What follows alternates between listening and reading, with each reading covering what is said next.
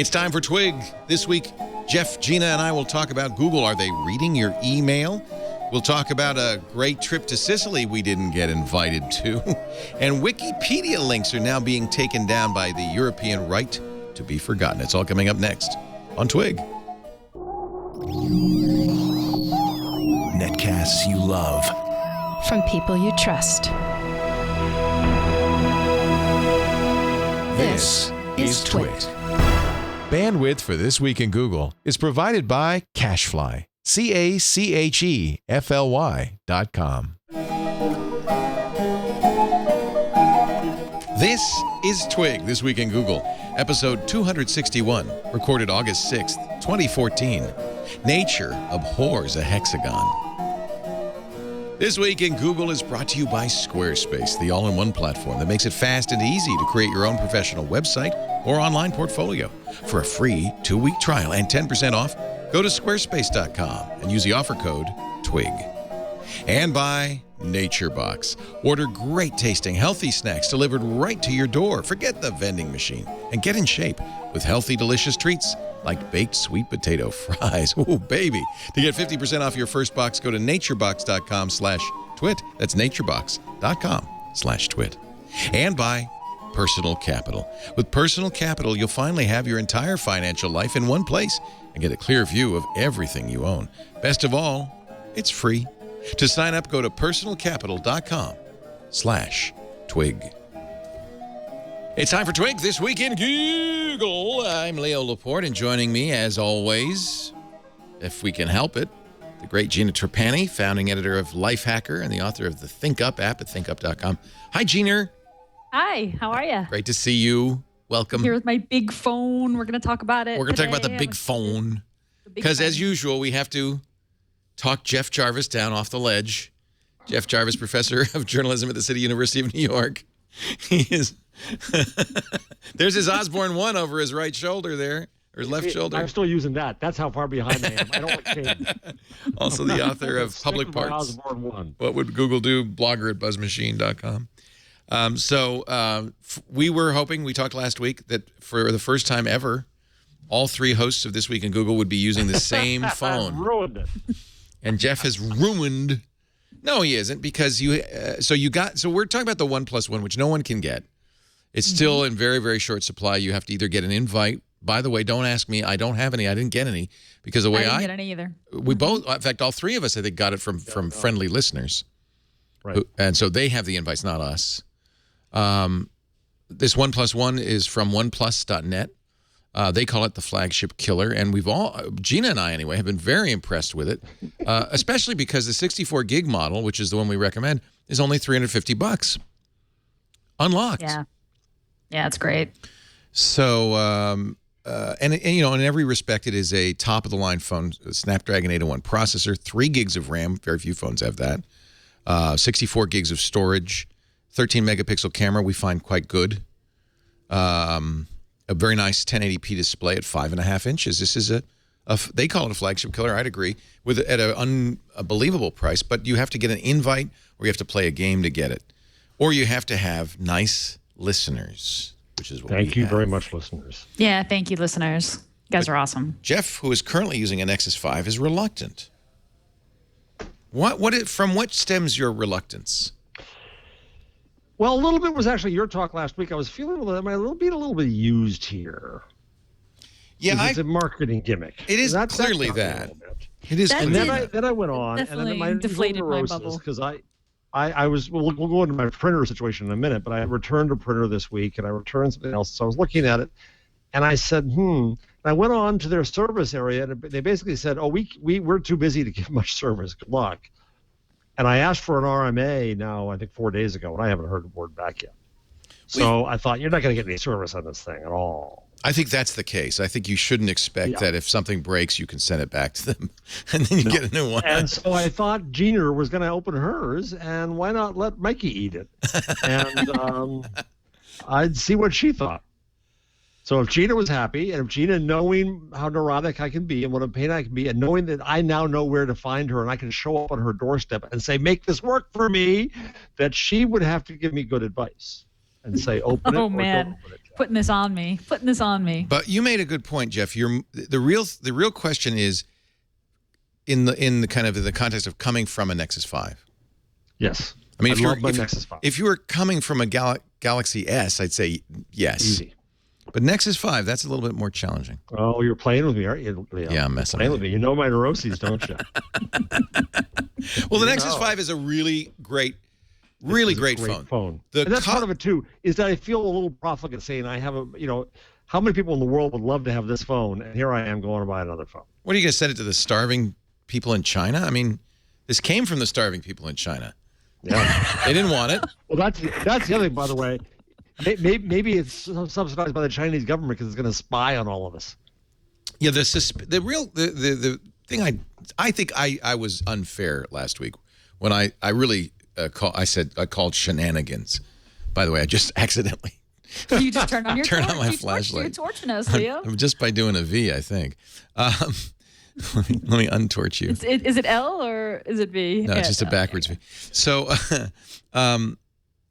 I think that was unfair, and we talked about it again on Twitter. And the consensus, I think, of the tech journalist community is the reason it's so hard to get this is they just can't. They are a small company, and they just can't make them very fast. There was a teardown from iSupply that said it probably costs around $200 to make. So maybe it is doable that you could make a $350 flagship killer. Maybe that's not. Ooh. I was guessing that they were price dumping, that this was below cost, right. And they certainly haven't done any marketing.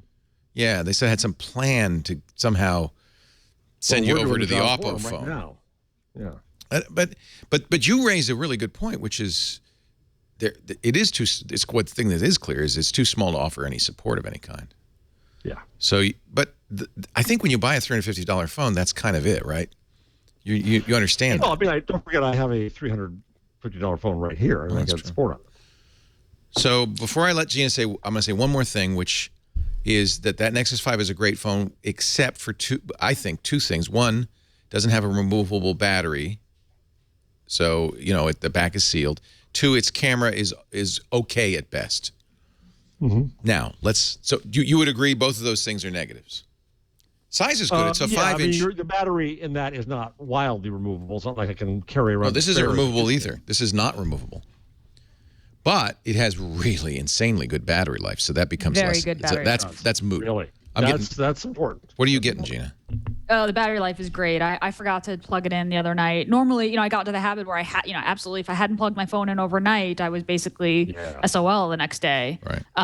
And it was fine. It took me through to lunch the next day. So I've bbeen getting great battery life. I've been really impressed with it. I use the GSAM battery monitor to kind of assess this because I think the only way to know it is to use it for like a week or so, and GSAM keeps all the stats. And it's on. So GSAM was telling me on my HTC One M8 that I was getting 16 hours.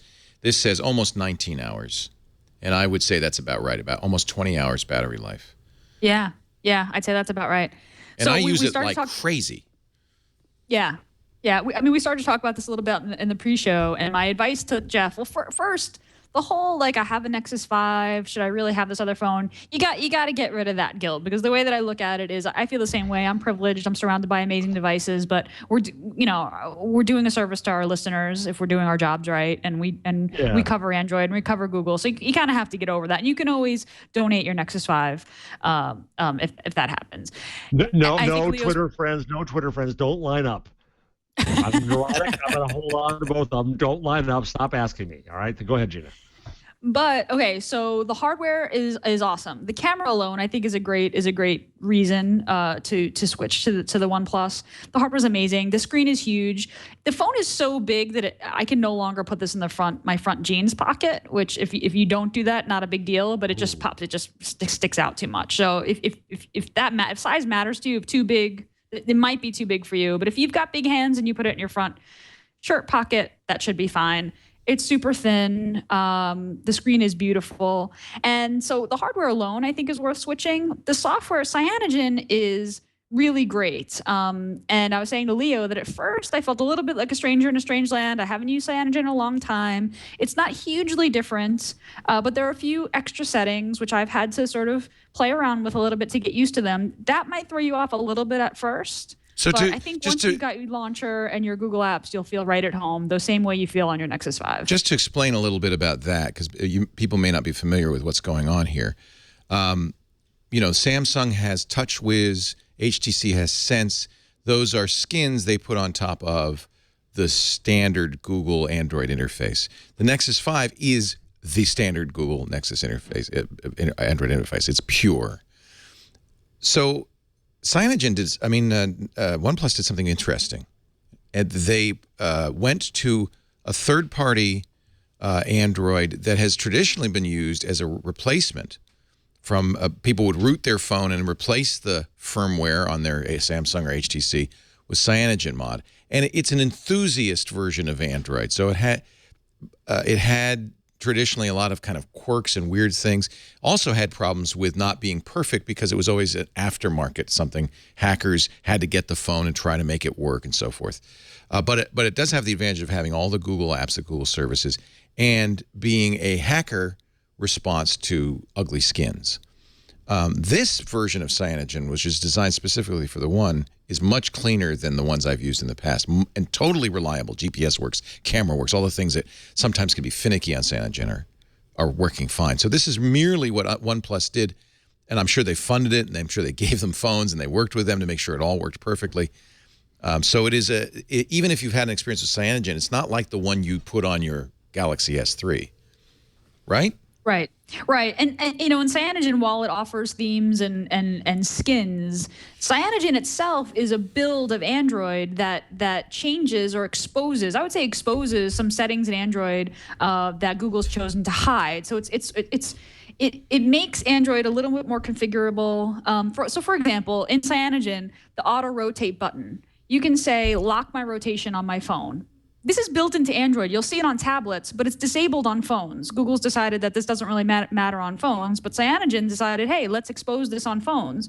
I happen to find that really useful. I like to be able to turn on YouTube, lock my rotation and hand it to my daughter, and it won't, switch around when she moves the phone. And so those are the kind of customization. Those are the kinds of customizations you'll see with Cyanogen. It's not just a skin. It feels like a little bit more functionality. Do I lose anything, or I keep Google Now and all that? Oh yeah, all that's the same. All that's the same. All the Google apps ship with it. I was running the Now launcher on my M8 and on my Nexus. You can run that on this as well. In fact, I would recommend that. It's got the whole thing. The stock launcher that ships with Trebuchet is very bare bones. It really lacks some things that I've always used third-party launchers.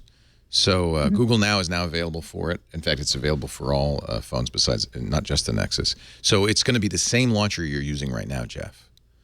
All right, I know where to find you, Gina Trapani. I'm scared, but I think you're gonna like it. Be prepared for that inevitable feeling of being a little bit jarred at the beginning of using something new, but keep it an open mind the first couple of days, and I think you'll really like it. And Leo's backing me up here. I am, although he doesn't care what I think. I do. No. Let's face it. He assumes that I just get new phones every month for the joy of it. Well, you do. I enjoy. What I like, Leo, is how at the end of the Windows show you're saying, I should use this more. That 1520 is a Nokia 1520 is a great. Yeah. You're trying phone. to suck up to the Windows audience. I am not. No. That's sincere, and I say it here too. It's a great phone, and I'll say the same thing I said there. The App Store is what keeps me from using it and in fact I even said that I don't have Google Now, I don't have Google Search, I don't have I don't have Google Maps, and that's what keeps me from using it. But it is in every respect a wonderful, highly recommended phone, the 1520. This is a good phone. Jeff opened the box, for crying out loud. The only thing I think that Jeff makes a very good point is there will be no support. But guaranteed updates for 2 years? Yeah. They'll go to the L word as soon as possible. Well, that's gonna be that's one disadvantage. You're going to wait 90 days past the Nexus 5. Yeah, because they have. Yeah, you will wait because they do have to. They have to re-cyanogen it. It's true. That's true. That is a little disadvantage. All right. Better. Okay, so what does he get that's better? Better camera for sure. Bigger screen. That could be a pro or a con, actually. It's not that much bigger. It's half an inch bigger. Better battery, you said. Better battery life. Oh, the better battery is actually, you know what? That's the reason. What are you getting on your Nexus 5? Oh, I get through the whole day. Do you? No problem. Yeah. Okay. Unless I leave Waze on, and that just sucks it down. Because that's, to me, that would be the deciding factor for me. I did not get a full day on a Nexus 5. I would have to charge it at 7 or 8 o'clock at night. I want to get 16. I have to get 16 hours. I want to get it from the moment I get up to the moment I go back to bed. Yeah. Yeah. Yeah. A little bit more functionality, things like, tapping the home screen and it lights up, so you're not always searching for the power. That's good.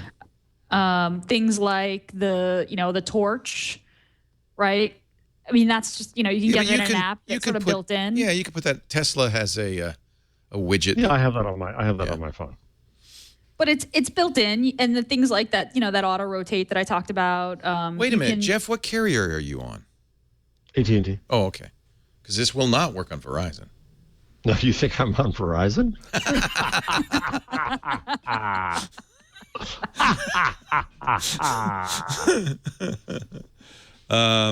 If the device you shipped is broken, says F and Dunn, what are you going to do? You can't wait too long because you won't be able to return it. Well, no, I already asked for the RMA. Ah, smart man. But I haven't gotten one. He's thinking. Well, but your I clock has started. Yeah.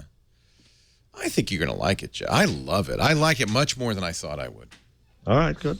So I was in return mode because I got a in my Mac-less, PC-less world, I got a Brother printer that supposedly was going to work on Google Cloud Print. Yeah. But not directly, only basically if you had a machine. And even the wonderful Lantronix machine is not on the list of approved ones, and it was yada, yada, yada, yada, yada. Oh, you have a Lantronix. You have the Xprint server? I have the Lantronix. Oh, it should just work. It didn't. Well, maybe I'm screwing it up. Gina, come to New Jersey. I think it should. That should just work. Well, it works, but they have a list of approved. But I also want to be pure. So the Lantronix work for Lens. I wanted to be pure. I wanted to figure this out. So a nice person on Twitter, a Twig fan, recommended a not a Epson.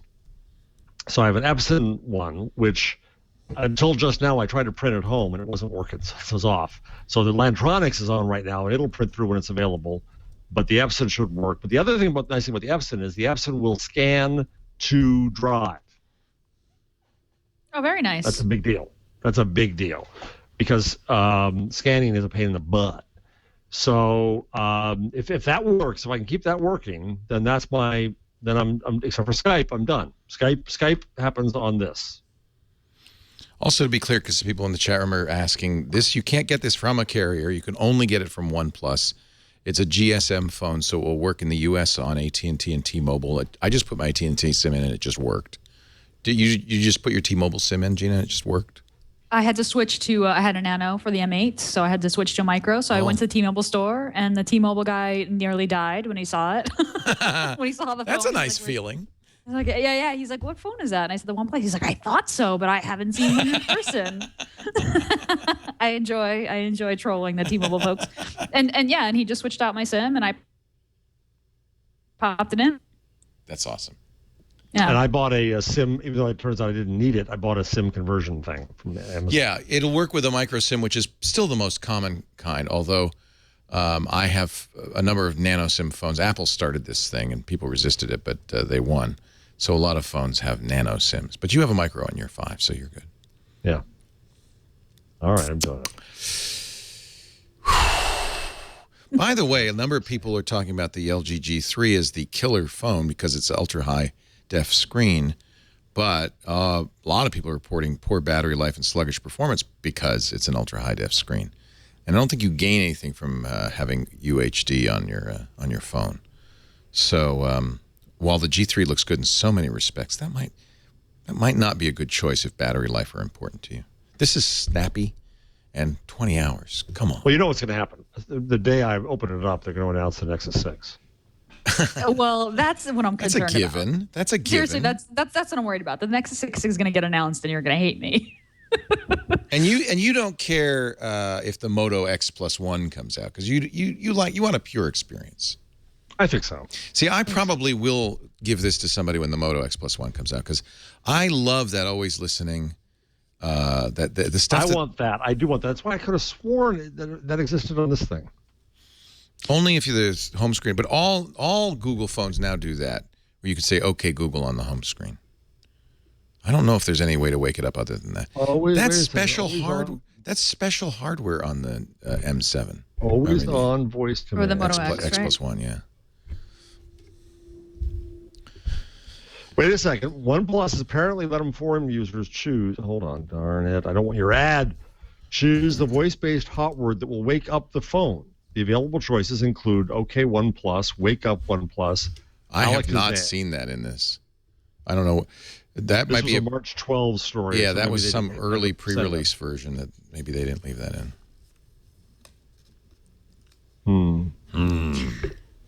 The nice thing is if there are any apps, like special apps you get with CyanogenMod. You do get Voice Plus, and there's some privacy settings that I'm sure that Jeff is not interested in. Oh, but yeah. By the way, that is the chief advantage of this to people who don't want Google to know what's going on, is that Cyanogen is very much privacy focused. Of course, the Chinese government may know everything you're doing.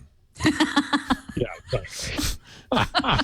But yeah, you can block apps from getting access to the personal data, even if you've granted them permission to access that personal data in the Play Store. I'm not really sure how this works, but from what I can see, yeah. So I clicked on Amazon, and it prevents the app from reading your contacts or looking at your photos or your location, which is really interesting. Or you can set it to ask you, or just flat out deny it every time. It's extremely granular privacy controls.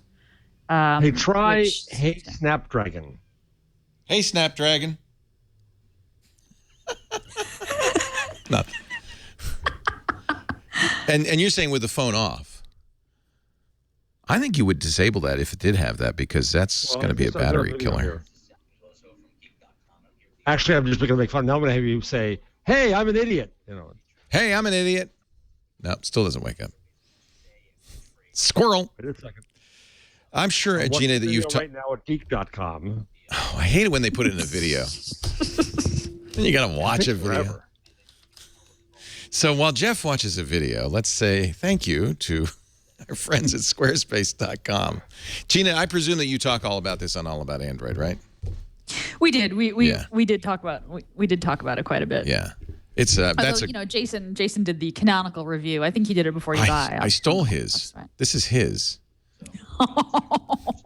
Well, okay. I feel really guilty about this. And so I did give him the Google Glass. You did.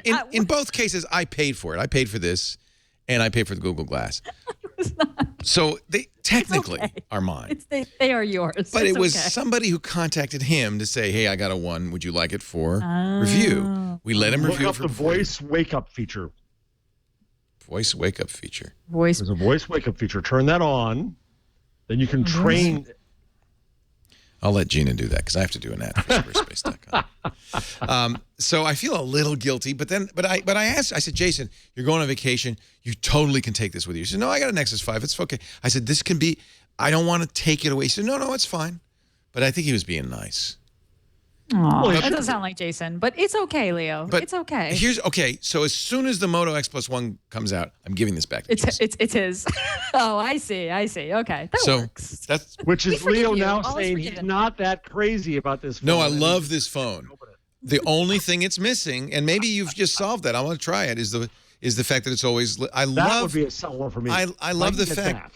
There's a few things the Moto X does that no other phone does. It knows when you're driving. It knows when you're awake. It knows when you're in a meeting. It does a lot of. Now I have this agent app that does much of the same thing, but not exactly. I love the thing where it pulses and it shows you your text messages. There's just things it does. Oh, I hear Google Now launching. They're just things it does that I really like, and it does it because it has dedicated hardware that sips at power while it's waiting for all this stuff to happen, and it has an OLED screen that you can just light a little bit of it, so it does it without hurting the battery life. So I'm excited about the next generation of Moto X. Gina, I'm putting this video on the rundown under other. Okay. Well. So wait, I have to watch a video in order to figure out how to turn on this voice thing. See, this is the thing about CyanogenMod is that you'll find yourself. I'm putting it under Gina's tip. Okay. You do find yourself Googling, like, how do I disable Voice Plus? The chat room has put a thread from the OnePlus forums. You know, that is probably where you'd be worth bookmarking the OnePlus Net forums, because probably that's where a lot of this kind of information is going to end up, not from OnePlus staff. It says, initially, we plan to release OK OnePlus at the end of June to early July. We've collected OK OnePlus recordings from our fans in an attempt for the project to be a community effort. Cyanogen even set up a studio at their office, had people come in to record the phrase, blah, blah, blah. They haven't done it yet. I'm disappointed to say the release date for this feature has been pushed back. So this is something you'll get later in an update, Jeff. We've now started working with a recording company to redo the recordings professionally. There's no new set release date. But look for the OK OnePlus feature on future updates in a month or two. So that's the problem with a lot of the reviews of the OnePlus were with pre-release hardware. Aha. Our show today brought to you by our good friends at Squarespace.com. It's a great place to build your next website, maybe your first website. Actually, I envy you if it's your first website, because you saved a lot of pain. What's great about Squarespace, they do the hosting and the software very tightly integrated. That means you cannot bring a Squarespace site down. But even better than that, it is going to give you state-of-the-art, top-of-the-line web design. And I got to tell you, web design technologies change faster than almost anything. So the ability, for instance, to have a great site that looks great, that matches your aesthetic, your taste, and is mobile responsive, looks good, equally good on a big page or a little screen, is huge. Each template, they're very visual. They really have that kind of that state-of-the-art feel to them. The designs, of course, are your starting point, but it's very easy to modify the page to match your ethos just by pointing, clicking, dragging, dropping. If you are a JavaScript and HTML or CSS guru, they do have a developer platform that's beautiful, but you don't need to be, and that's kind of the point of Squarespace. Best of all this is $8 a month, or starts at $8 a month, and that includes a free domain name when you sign up for a year. They have the Squarespace apps, the metric app for iPhone and iPad that lets you check site stats like page views, unique visitors, even social media follows. A blog app that lets you post. If you're a photographer, the iPad Portfolio app is amazing. It'll let you have a Squarespace portfolio site and then automatically pull the images from it to show your clients those images in a gorgeous way. This is the kind of attention to detail that makes Squarespace unique. It is fantastic. Plus the best support in the world, 24/7 from the Squarespace offices in New York City. I want you to try it. I don't need to give you an offer code or anything. You just go to squarespace.com and click Get Started. You won't be giving a credit card, just an email address, the name of your site, and a password. That's it. You've got 2 weeks to really play with it, import your content even, and change the templates at your whim. But if you decide to use the offer code TWIG, you'll get 10% off, and you'll be showing your support for This Week in Google. Squarespace, I don't need to tell you. You've heard me talk about it before, I'm sure. Really is the place to run your site. Leo Laporte, Jeff Jarvis, Gina Trapani. Enough OnePlus. This should be for all about Android. This is all about Android talk stuff. Google. Yeah, let's talk about Google.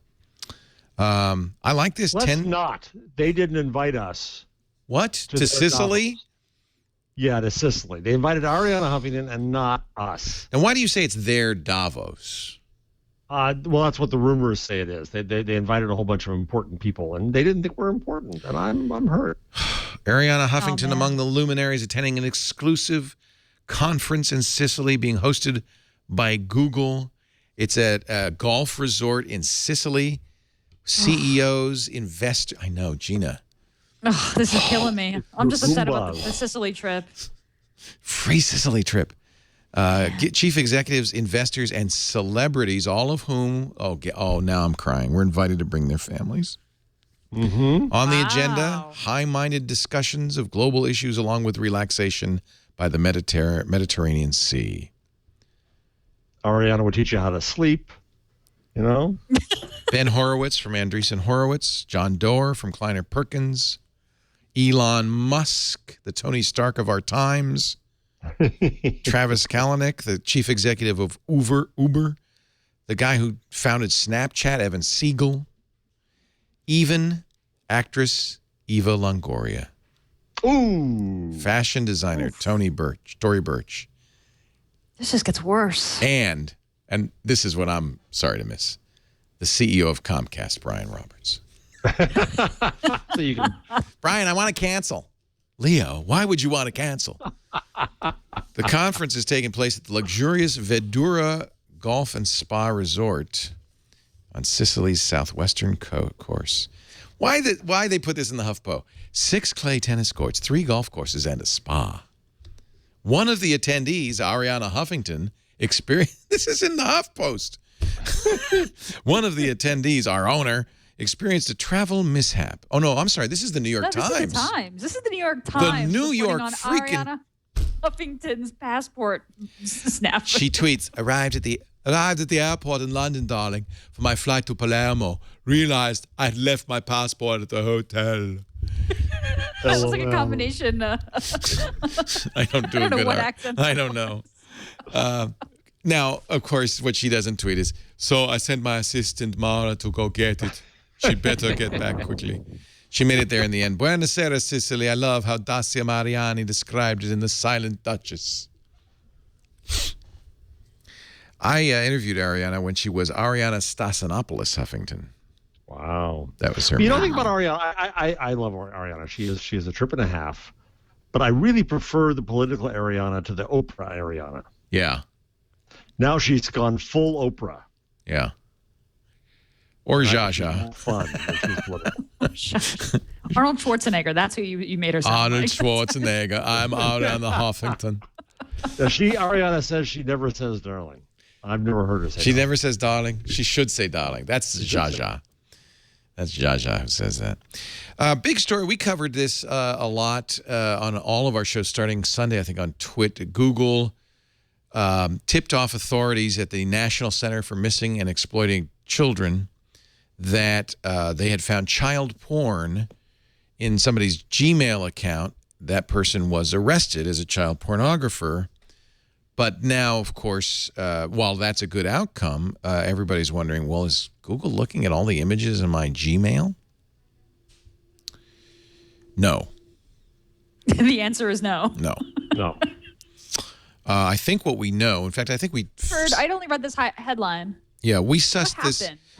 Well, what happened is a Houston man was arrested on charges of having and promoting child pornography after Google told the National Center for Missing and Exploited Children he had pornographic child porn images in his Gmail account. Because the images are fingerprinted, right? That's... the images were... This is what I want to know. How did they find this? This is the key bit of information that I think makes this okay, but let's let you be the judge. The National Center for Missing and Exploited Children, which is kind of quasi-governmental, there actually is a legal reporting requirement to report child porn to them, and they'll facilitate the arrest. But if you don't, man, you can go to jail. Because you have, yeah. But if somebody sent me a child porn image, I would immediately report them to the National Center for Missing and Exploited Children. Of course, that would be if you browse by one and don't, it's in your cache. And it's in your cache, and you don't call, you are liable. Yeah. Okay, so you are legally compelled. This isn't a voluntary thing. Okay. But to facilitate this, the National Center for Missing and Exploited Children, which I will now hereinafter refer to as the NCMEC, NCMEC, has taken a database. Of course, they're always adding to this database of images that are illegal and hashing them. So as you all know, because you're technically literate, hashing means going through that image and creating a number that fingerprints it. It's accurately, precisely, with a fairly low, depending on, we don't know what technology they use, but a fairly low chance of false positives. Maybe 1 in 50,000, 1 in half a million, we don't know. Let me understand it, Leo. It's not as if they put a fingerprint on the image. It's they have a... They know what the image is. A distillation of the image into a number. Yeah. A signature. Signature. And we don't know, though, if they use an MD5 hash, which has many more chances of false positives or whatever. Nobody's told us that. But they have this database. And it's my belief that every email provider has this database and routinely compares images. Now, what they're not doing is looking at your image. in processing your email, a computer has to take the email, scan it for things like the address you're going to. It does scan it for that. It has to do that, and if you've got spam prevention, it has to scan for spam signatures, some of which may be hashes, some of which may be words. So a computer is always churning through your email. In this process, apparently, Google does make a hash of all images. If the resulting fingerprint matches the fingerprint in the database, bingo. Now, what we don't know is what happens next. Does somebody at Google look at the image? Some human has to look at the image, because that's how you know if it was a false positive. Do they merely forward the mail automatically to the National Center for Missing and Exploited Children, who then do that? Some human at some point, or maybe law enforcement, has to look at the image and say, yes, bingo, this isn't a pornographic image. So do we know for sure that every email provider is required to do this? Does every email provider, does Hotmail do this and Yahoo Mail? Everybody who provides an email services does this match against this database of signatures? I don't know. For all attachments in every email?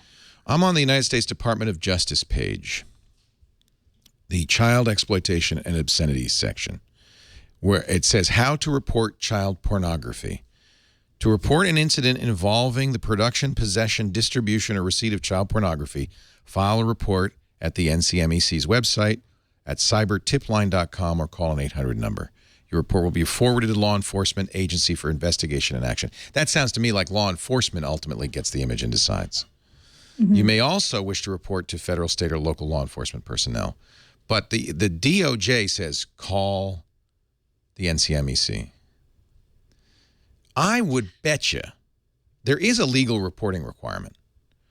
I would bet you that I don't know, because we don't, there's a reporting requirement, but is there a scanning requirement? No, I guarantee you there's not a scanning requirement, but there is a reporting requirement. So I would bet you every email provider who doesn't want to fight child pornography. Right. And if every provider is doing this, they're not advertising it. Of course right? not. I mean, no. But at the same time, reason. just like you and me, they don't want to be held responsible for forwarding child porn. Yeah, they don't want the story to come out and say, oh, the perv used, Gmail Hotmail for the last 10 years. Yeah. Yeah. So yeah. Okay. It would make perfect sense to me. And if I were Microsoft, you damn well better bet I'd be using this database. It doesn't, it's a simple, easy thing to do that I believe does not invade privacy, because no one's looking at your email. I agree. However, it launched, of course, technopanic immediately. Oh my God. Google's reading all of our email and seeing all of our images, and horrible things are happening. Well, I admit, and I'm sure Gina too, until you understand how they're doing it, there's some cause for concern. It's a question. Well, it's a question. And I thought to myself, okay, does this mean that Google is scanning every image and doing facial or object recognition? That I do not believe they are doing. And that was the question we had. Because we know you can scan, for instance, for a certain percentage of flesh. And Google has already said we can, in Google Plus, we can distinguish between a child and an adult.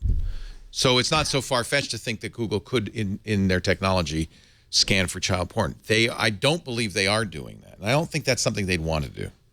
No. Because of the chance of false positives. But they could. And this is interesting. I mean, I felt like the technopanic was, well, what else? How else is Gmail scanning my messages in a way that maybe I didn't know they were doing before? That's right. Google said we're not doing those things. This is all we're doing. Right. Here's a related. Emails photos to my mother of the baby in a bathing suit or in her diaper. It gave me pause for a second. Right. Like, oh, I mean, obviously it's not. And that's porn, but to me why Google is not going to be scanned for flesh and child. They're going to use this NCMEC database, which is known child porn images. Because the truth is, people who are trafficking child porn almost always are trafficking in these known images. As soon as they bust somebody and prosecute and successfully prosecute them, they've got the database of their images. These people typically collect thousands of images. This is whenever you hear somebody was arrested for this, they got stacks of stuff. Yeah, and the way it used to work is, we've seen the stories, Gina, right, where you have the innocent bathtub photo when the parents are hauled away because of the kid at the photo kiosk when your film came back made a bad judgment. So here's a court case. This is a court case going back a ways, and thank you to the chat room. They've provided me with this link before. In 2004 and 2005, AOL's image detection and filtering program, a routine scanning program AOL used for security purposes, recognized the digital, this is 2004, 10 years ago, the digital fingerprint of certain files as child pornography, and pursuant to the mandatory reporting requirement, USC 13032B1, AOL reported the transmission to Cyber Tip Line. This is 10 years ago.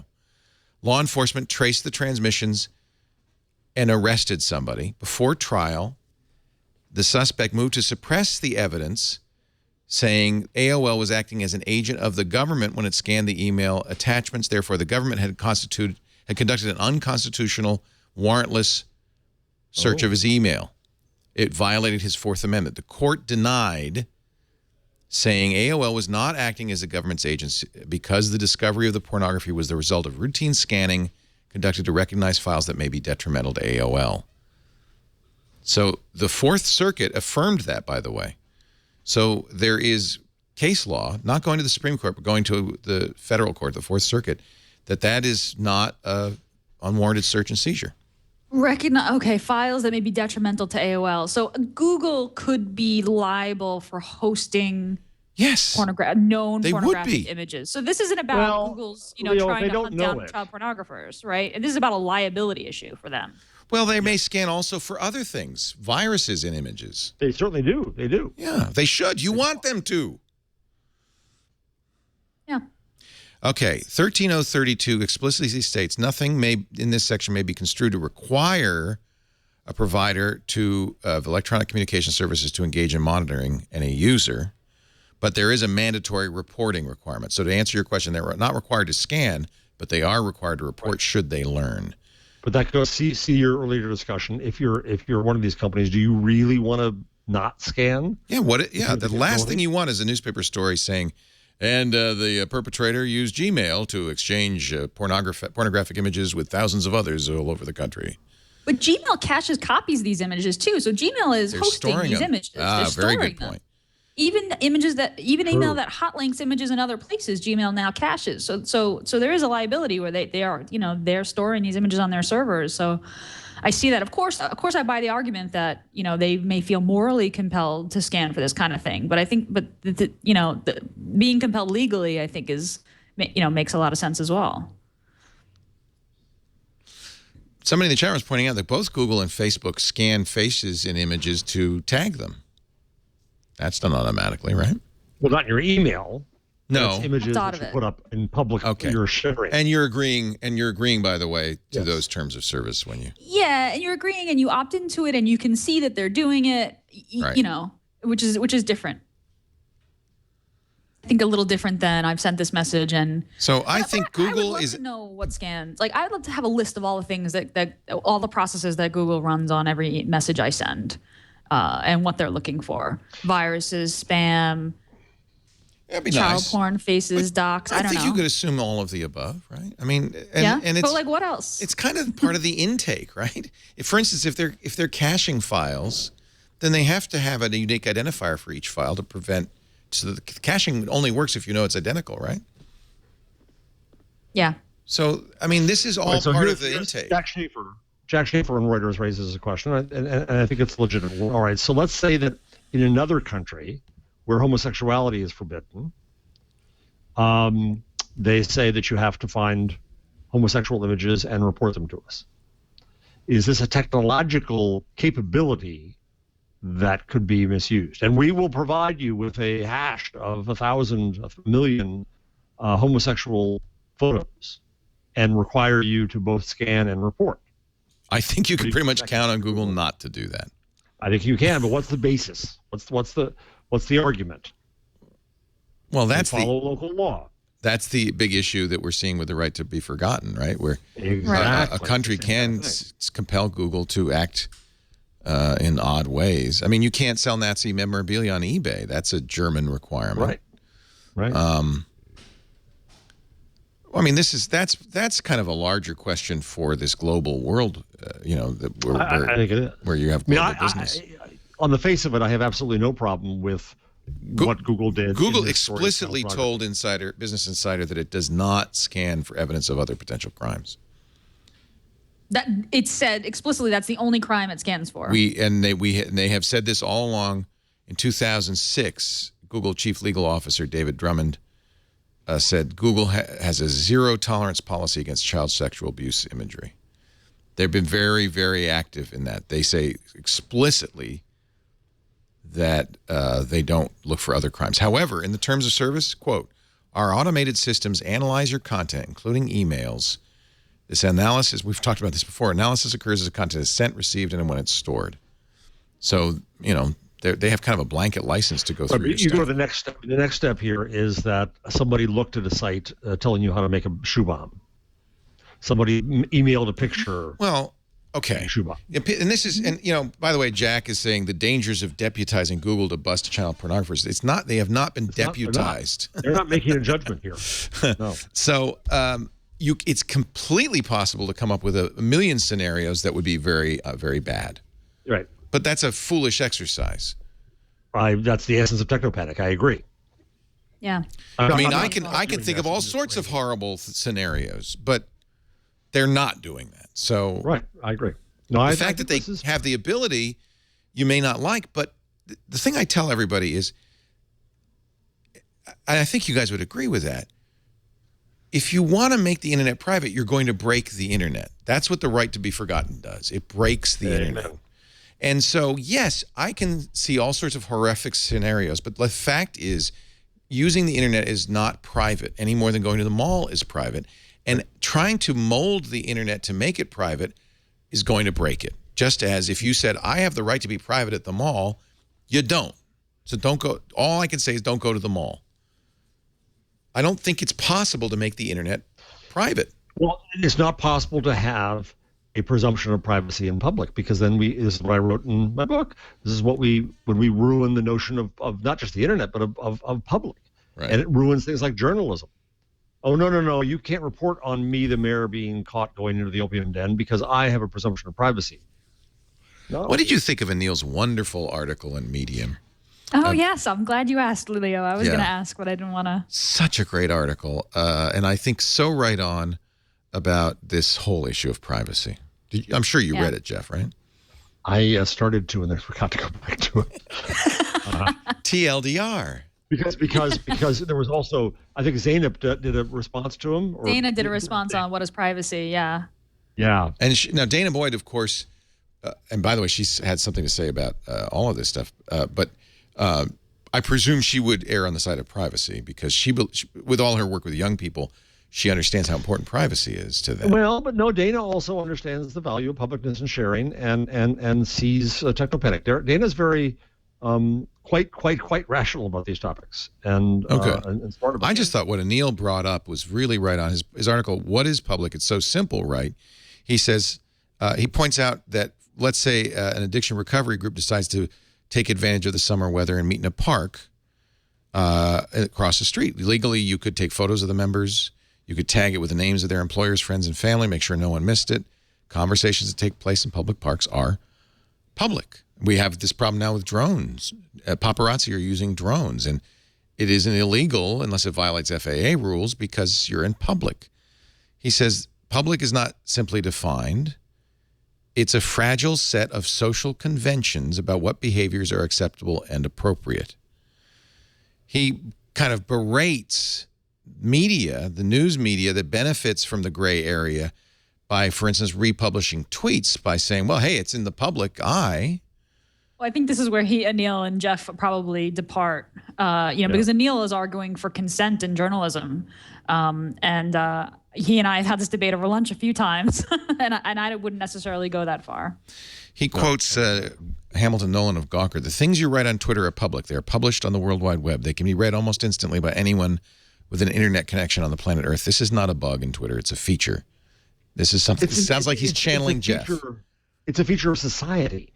You know, if I all right, so we're off the air, and I tell you something, Leo, not off the air when we're not on the show, but we're in the pre or post show. No. I mean, we're in your office. We're in my office. And I tell you something. The way I expressed it in public parts is that Privacy is a responsibility. It's an ethic of knowing someone else's information. And so once I've told you it is public to that extent, I no longer control that at all. However, in the past, there has been, I think, in journalism, a scale that you can weigh it on, public good versus personal privacy. And if, for instance, you are the Attorney General of the United States, you have a lowered expectation because the public needs to know if you're up, you're up to no good. Whereas if it's just some guy down the street, there is kind of a burden on the journalist to say, let's respect that guy's privacy, even though he's put it on Twitter. There's not a need to know this, right? And it's not privacy. It's privacy. It's more of a question of choosing not to use the power of media to give notoriety to something that doesn't deserve notoriety. I think that's all that Anil is calling for. Is let's. But there is, but it's not just the internet. It's not just technology. Whenever I've told anyone through history, we learned this on the third grade playground. You tell somebody something and you think they're not going to tell everybody, and you go to the lunchroom table and they've told everybody. And it's uncool. Or it is or it isn't. The point and if they say, well, that's my right because you said it in public, I'm going to sock them. The person who receives, but I tell you I had prostate cancer and a malfunctioning penis. You think, well, I'm going to keep that quiet. And then I go around and I'm broadcasting. Well, that's your choice. But that's right. But that's your choice. But the point is, you have to judge the context, which is a point that Helen Weber makes at NYU. And it's very hard to do. The reader, or the person whose privacy was violated? So in this case, I told you in your office this. And I may be telling you because I'm confiding in a male friend of mine. I may be telling you because I want to make sure you get tested. I may be telling you because I want you to spread the word in your powerful voice and get other people tested.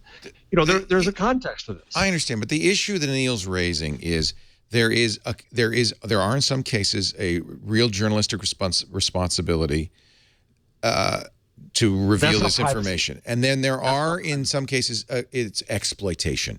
That is good for business, but there's no public need to know.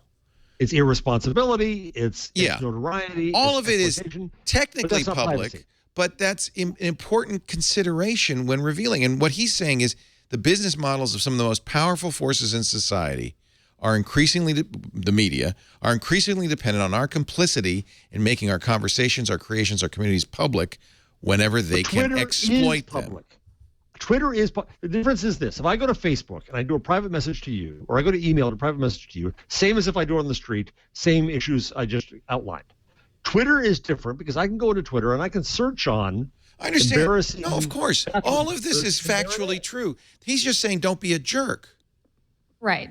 There's a difference between technically public, right? And of course, factually it's public. Social conventions. But don't be an asshole.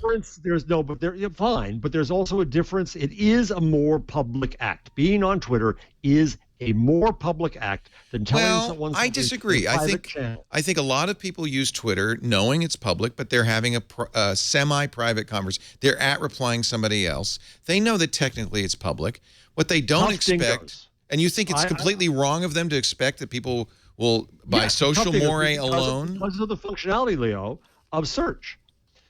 Two things can happen. One is whoever I said this to, can retweet it and it can go around the world. And then who's at fault there? The first retweeter, the 10th retweeter.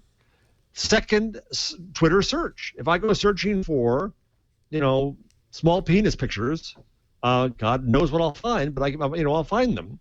And it is that's known. If I put it up on a web, if I put up a web page and I only tell you the URL, but Google finds it, is that wrong? No, it's on the net. What do you think, Gina? I mean, I agree with Anil that it's extremely complicated. But the reason why part of this came up is because Shanley Kane was getting profiled by Medium by Elizabeth Spires, and she objected to the entire process because she felt like she did not give her consent. There was a point during the interview where she felt like the questions were invasive and she didn't want to participate.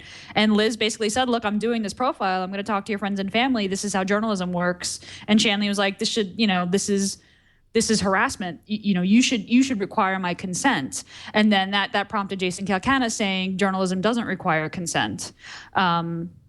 And I actually agree. I don't think that journalism does require consent. And Anil was saying in that piece, that he thinks that it should. I think that would mean that only the stories that people were okay with getting reported would get reported, and that I think would do a great disservice. So I agree with Anil's larger point that it's complicated and it's nuanced, and Dana's take on the privacy part of it was kind of the same thing. That it's nuanced and complicated, and it's not about whether or not something is technically public or private. It's about social convention and mores, and those things have to evolve, especially with the new tools that we have, and they are new tools. But I don't think there are sort of black and white lines here on this. Here's what Dana says, and I actually very much agree with Dana Boyd. She says the very practice of privacy is all about control in a world in which we fully know we never have control. Our friends might betray us. Our spaces might be surveilled. Our expectations might be shattered. But this is why achieving privacy is desirable. People want to be in public, but that doesn't necessarily mean they want to be public, and there's a huge difference. She says, as Anil points out, our lives are shaped by all sorts of unspoken social agreements, allowing, and this is where I do agree with her, although I don't know what you do about it, allowing organizations or powerful actors to undermine these social agreements for personal gain may not be illegal, but it does tear at the social fabric. You can't disagree with that, Jeff. It always has. It always has. That's why the hacking case in the UK with Murdoch's publications, it goes exactly to that, because they tore into something that indeed was private. It was messages with your phone. And it tears at the social fabric. We would all agree that that's wrong and bad, and they did get prosecuted, and some of them got punished. And going overboard. Some 15-year-old says something on Twitter, and the New York Post puts it on page 1 and ridicules the person. That's bullying. Yeah, I agree, but that's not about privacy. That's about the overuse of that power for no good reason but economic gain. Yeah. But is that clear? Is that clear, though? I mean, when BuzzFeed does a top 10 list and just does a list of tweets by people who have 10 or 12 followers, who are just regular Twitter users, just talking to their friends, and kind of, puts them in the public eye and then wraps it in ads, as Anil said, is that, do web content producers see that as unethical? Is it unethical? Is it okay to take a tweet? I'll give you the same example I just gave. If I put up a web page and I only give you the URL, but it's searchable on Google, and you can find it. Is that wrong? No, I put something up on the public net. Yeah, Google. Twitter. I'll give you a good example. Let me give you a personal example, because these are very abstract. So I post pictures of my family trips. I inadvertently reveal text messages on the air. A reporter at Gawker, Ryan Tate, goes through all of this stuff, really spends a long time, obviously, going through all this stuff to write a story about how I'm having an affair and my family doesn't know. A story that wasn't factually wrong, except my family did know, and I wasn't having an affair, but he didn't have all the details because there was some private stuff about the fact that I'd already separated from my wife, etc. And it was a very hurtful article that came out on Christmas Eve. Right. Nothing illegal done. Completely amassed from public record. However, an extremely hurtful and I think wrong article. Am I wrong? I threw down with Ryan about that article. I was really pissed at him about that, and he and I went back and forth about it in private over email, because I said to him that I thought that it was well, my problem with that piece is that he hadn't ever gotten in touch with you for comment, and he published it on Christmas Eve, which just felt like such a hit. Well, whatever. I don't want to get into this whole thing, but I had a serious problem with that, and I talked to him and I talked to Nick, and we kind of agreed to disagree in the end, but he really argued with me about it, because I guess my opinion still holds sway, because I used to work at Gawker. But yeah, no, but the line isn't clear. I guess this is what I'm saying. The line isn't clear. But Leo, there was no. Journalistically, there was no news judgment to what was done. It was done clearly just to exploit and to get. Well, and that's the kind of stuff we're talking about. That's where I'm saying the balance. There's a balance between the public's need to know and the legal right to do it versus the socially responsible. And that has existed since the penny press. That has existed for 100 years. That's always been precisely why people feared the camera. And I think what led. But I think what Anil's saying is that balance is no longer being observed. We have in the past trusted our institutions. It's never been observed. It's never been observed. Media, there's been yellow journalism has been around for years and years and years. Yeah. And schmucks are schmucks. There's schmucks around. And that was a schmuckish, horrible thing to do. It was no good reason for it. And it was, yeah, I mean, it's genius. Well, it was a good reason for it. That is a very highly read article. They got lots of revenue. Yeah, there was an economic reason to do it, but there was no social reason to do it. There was no higher journalistic end to doing it. There was no need to know. Well, that's what I'm saying is that, and there's, by the way, there's no law you're going to make about this, but I think it's appropriate to call out media institutions when they choose to exploit for economic benefit as opposed to do what they're supposed to do, which is represent the interests of the public. So I've just finished my draft. You're never going to want to read this. Believe me, you're never going to read this. But I've written a 55,000-word tome on white paper. Now that the internet has screwed up everything, Jarvis, what now? And I focus on new relationships and new forms and new models. And in trying to judge what journalism we should save, if we're so worried about journalism, well, we're not worried about helicopters showing you the fire 10 miles away, which isn't going to affect you. We're not worried about those stories you just mentioned. We're not worried about the 40th reporting of the weather or, for that matter, reporting on a football game or a celebrity. What's the essence of journalism that we really care about? And I end up giving I start with a very broad definition of journalism, which is helping communities organize their knowledge to better organize themselves. And then I narrowed it down in this analysis of saying, what do we save? What do we risk of? That's a very narrow part of journalism. And that's journalism to me that is in fact advocacy. It is advocacy for improving society, for improving your life. Yes. And that includes things like getting the bad guys, but it includes other things. I agree. Now, to me, that is journalism. Everything else is entertainment. Now, if I say that, I'm going to get in tons of trouble. And economically, I have to broaden that back out again and include the football in it again and include the fires and the weather. I would agree with you 100%. I think you're right on. So in that case, to make a journalistic analysis of this, there was absolutely zero justification for what Gawker did to you. It was not journalistic at all. It was purely salacious entertainment. Full stop.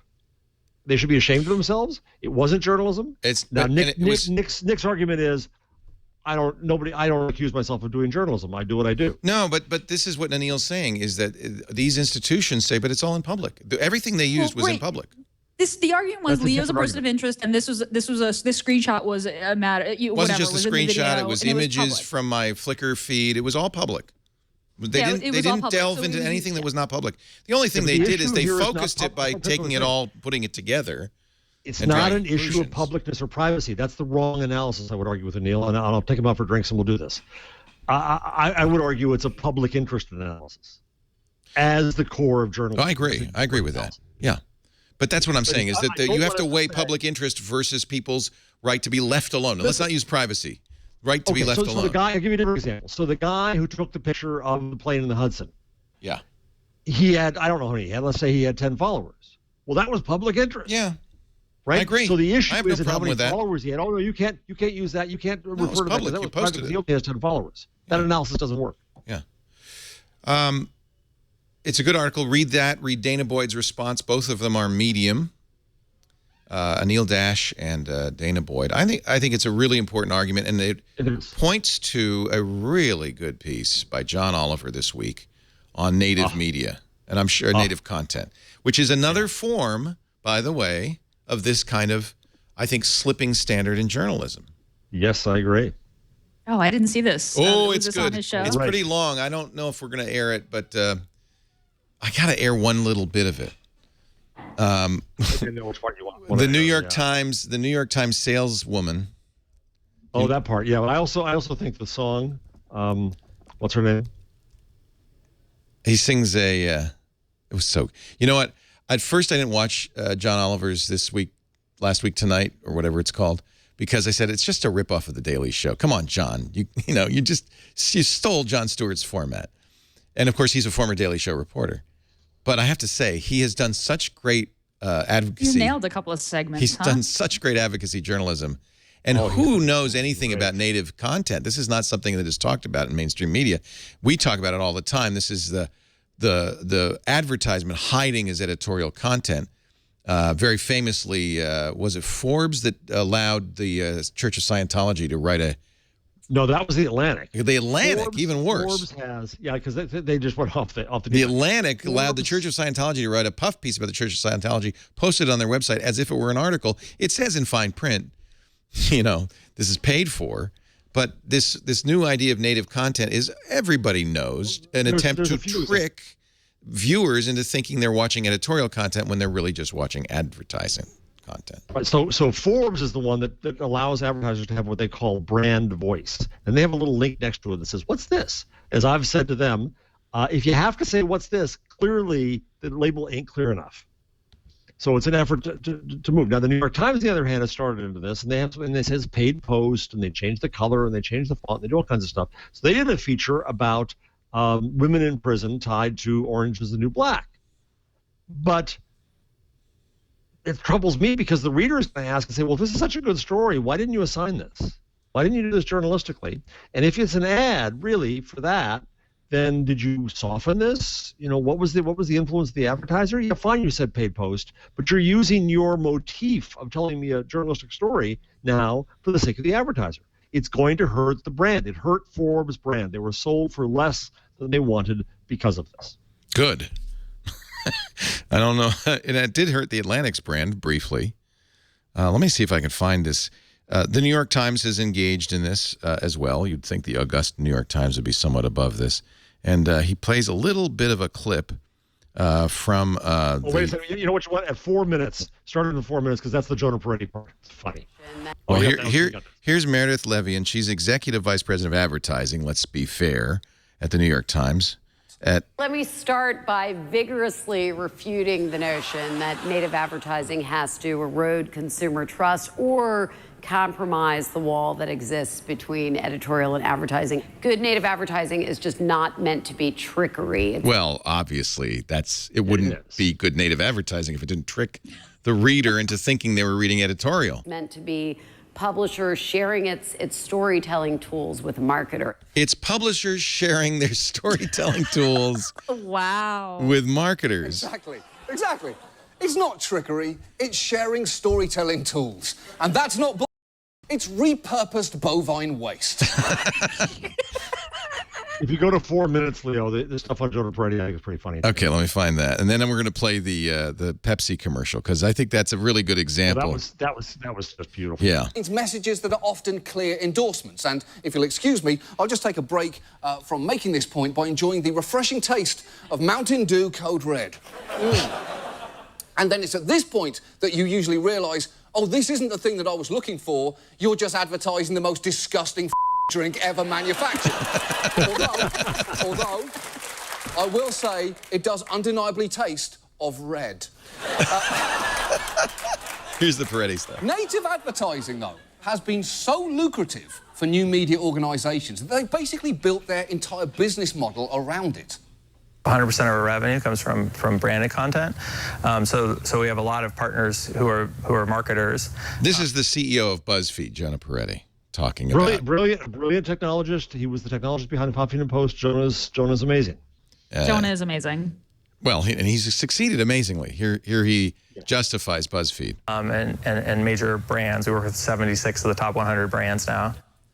That's the CEO of BuzzFeed, Jonah Peretti. And his face is like BuzzFeed itself. Successful, appealing, and yet somehow you want to punch it. So he's saying that almost all of our content comes from advertisers. Is that what he said? A lot of it. Well, not almost all, no, but they have top advertisers. John Oliver says, hey, if you're going to stick advertising in our news, we ought to be able to stick news in your advertising. When you get hot, you get thirsty. And when you get thirsty, there's only one choice. He's drinking a Diet Coke. Diet Coke. The recent Ebola outbreak has killed over 700 people in West Africa. The World Health Organization says they don't yet have it under control, and the situation threatens to become catastrophic.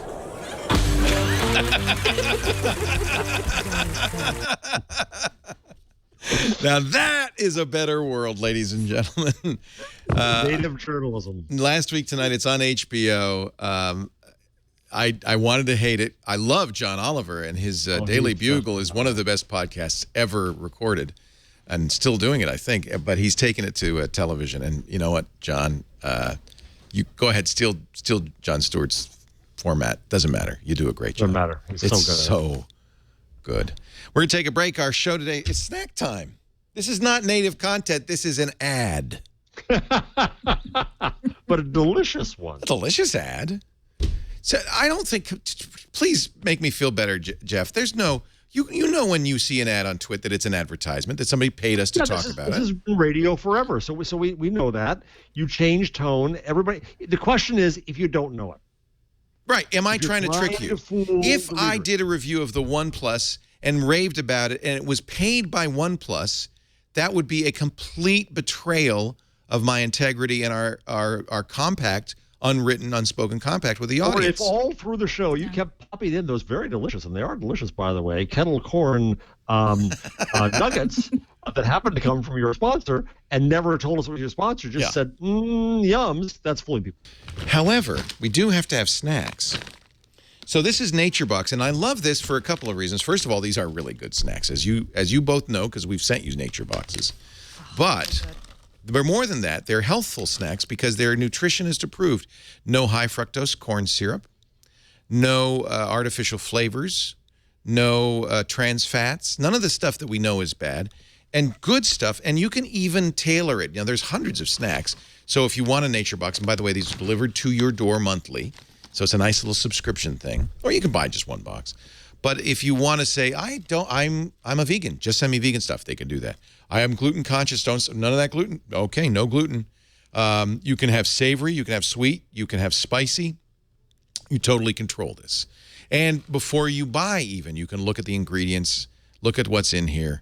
I think you will be very happy. These are very pure, very simple, but very delicious, like sea salt sun crunch, sunflower sesame seeded crackers, or, I've been wanting to open this one, coconut cashews. Yeah, baby. So what's in coconut cashews? What do you think? Cashews, cane sugar, coconut, rice syrup, natural flavor, and salt. That's it. And you know that, right? You know what's in it. Now, here's the deal. We're going to give you half off. No GMOs. That's right. We're going to give you half off when you go to naturebox.com/twit and use the offer code TWIT so you can at least try a box and see if you like it. This shouldn't be allowed. That is so good. Coconuts and cashews together. And by the way, they do a nice thing. What is it called? Meals for America. They donate meals. You scroll down, it's on there somewhere. They donate meals when you buy a Nature Box. So it's they're going for 1 million meals to hungry families in the U.S. So you'll feel good about it all ways round. Naturebox.com/twit. Naturebox.com. Yeah, there it is. Together we fight hunger. For every box we deliver, we are donating a meal. Wow. Through Feeding America. For every box, you get a meal. That's good.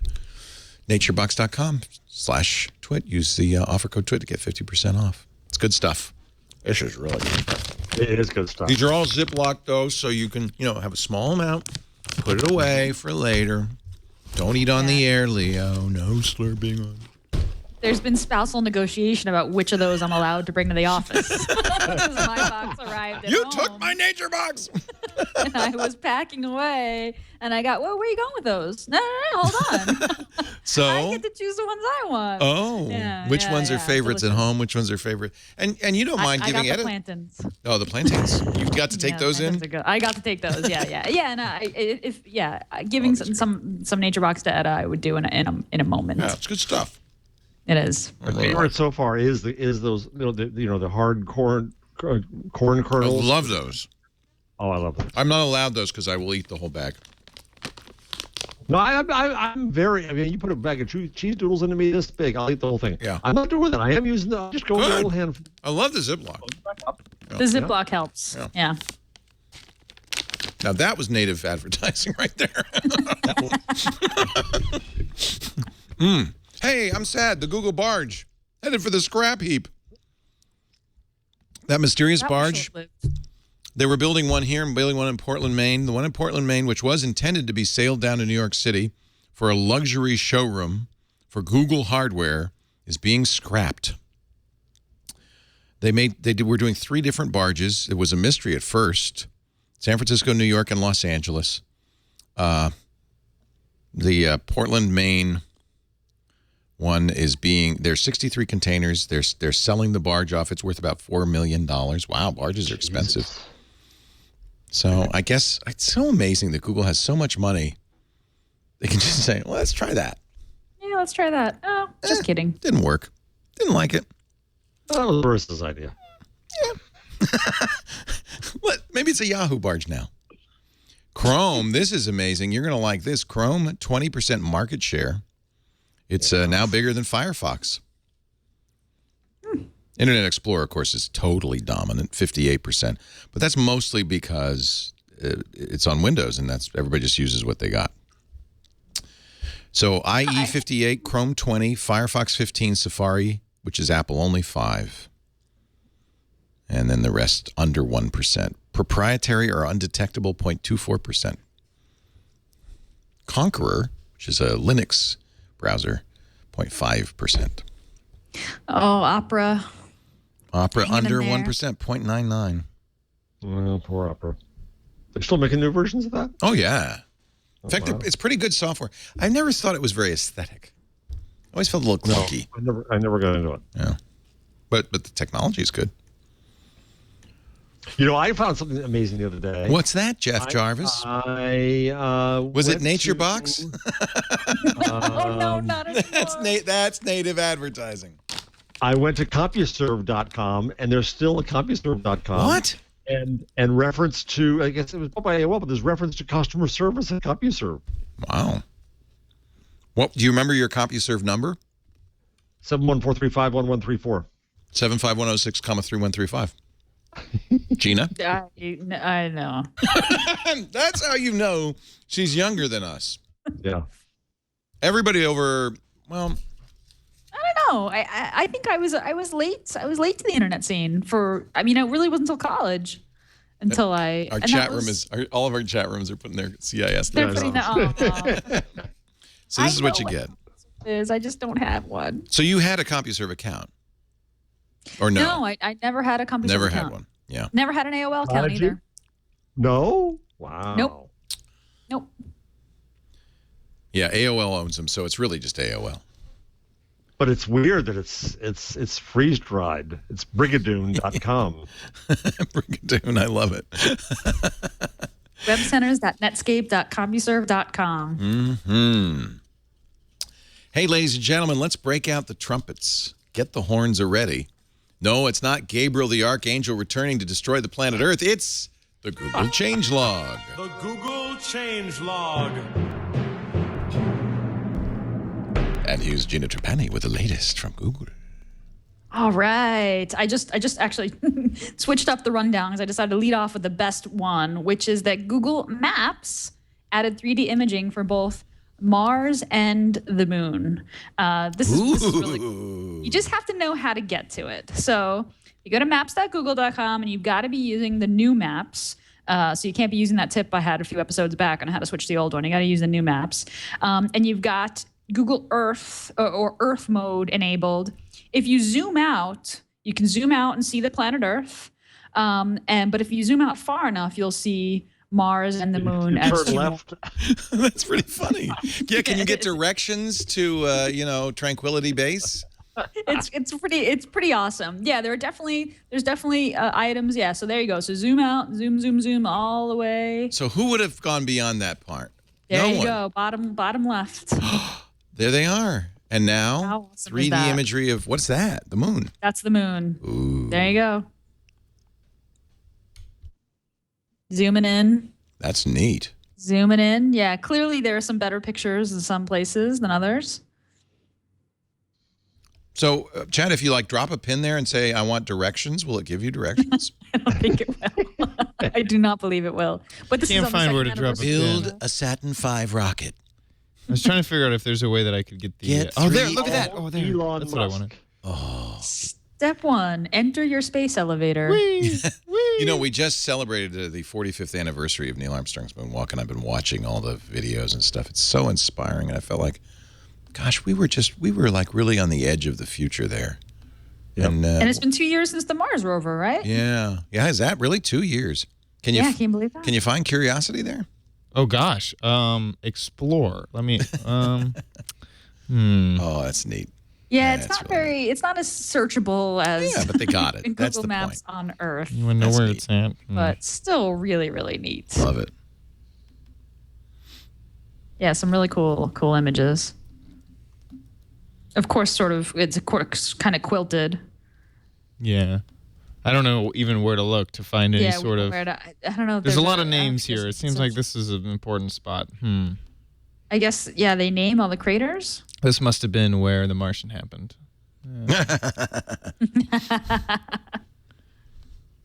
Stobbs.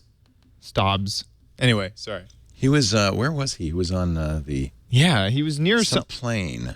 I think the problem is I cannot find a place to search. Yeah, there isn't really a place to search. Yeah. In this Earth. I loved My Favorite Martian when I was a kid. That's a different Martian, but okay. This is one of those things that I know that Edda's going to grow up and she's going to be doing some book report on the planets. And I'm going to be like, look at this. It's so cool. And she's going to be like, yeah, Mom. I mean, didn't we always have this? No, we didn't. We didn't have this. We didn't have this. I'm still telling you, Gina, Edda is going to be into loots and the Middle Ages. I'm telling you, that's my prediction. She's gonna get rid of all technology and think that it's just ridiculous. Hey, End User UK wonders if they blur the Martians' faces.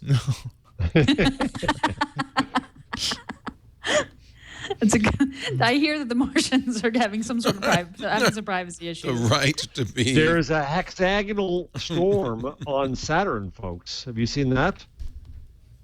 It's a storm that's bigger than Earth. And it's a hexagon?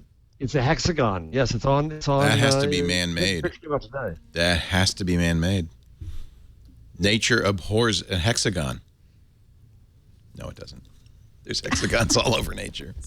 Really? Yeah. Yeah. Just look it up. Saturn's hexagon. It's a very common crystalline formation. And what don't forget about the. Wow, that is quite hexagonal, however. Yeah, it is, isn't it? Wow, that's kind of hard to imagine that just spontaneously happening that way. Wow. Elon Musk. Wow. What did they say about that? I don't know. Could be hundreds of years old. I think. Whoa, this was placed in December 2013. It's old. Yeah.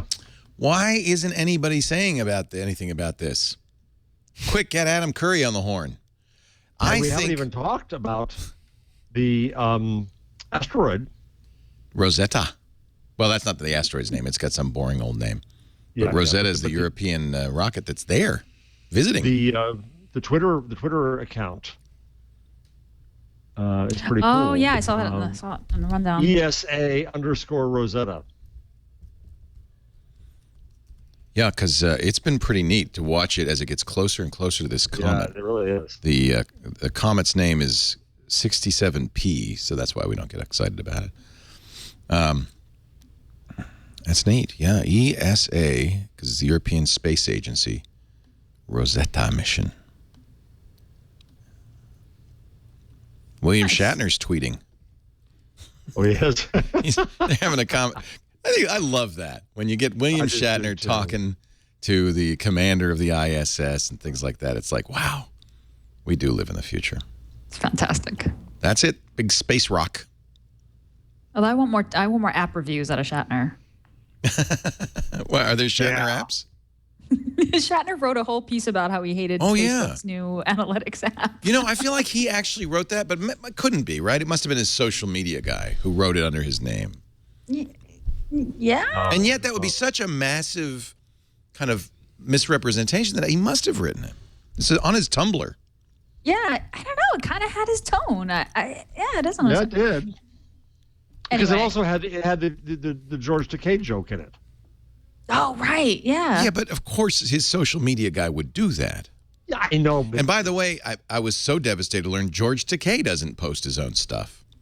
He does some, but not all. He's got a team. Oh, my. So he's reviewing the Facebook app, which only he gets to see, that's for celebrities. And he hated it. He thought it was really stupid. So he says, I have to have both apps. Shatner Speaks is the name of his Tumblr.